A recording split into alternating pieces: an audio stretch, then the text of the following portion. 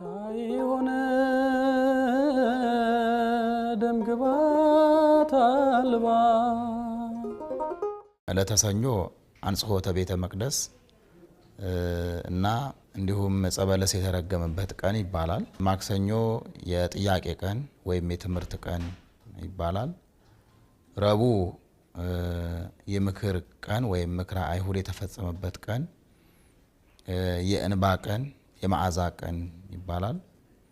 ሐሙስ ደግሞ የጸሎት ቀን ወይም ጸሎተ ሐሙስ አዲስ ስርዓት የተሰራበት ምስጢረ ቁርባን የተሰጠበት ቀን ይባላል። አርብ የስቅለት አርብ ይባላል።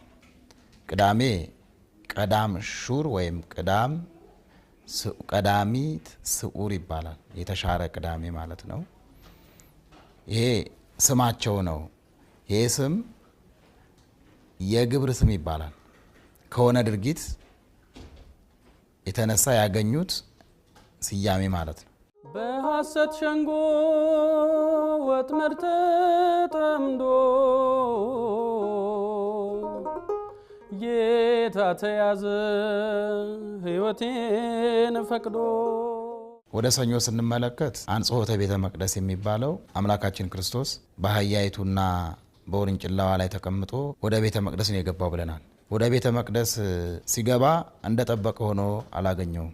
በዘመነ አበው በዘመነ መሳፍንትም ቀድሞም በሕገ ልቦናም ሲኖሩ የእግዚአብሔር ቤተ መቅደስ ለጸሎት ለአምልኮ ሰዎችና እግዚአብሔር የሚገናኙበት ስፍራ ነው የነበረው።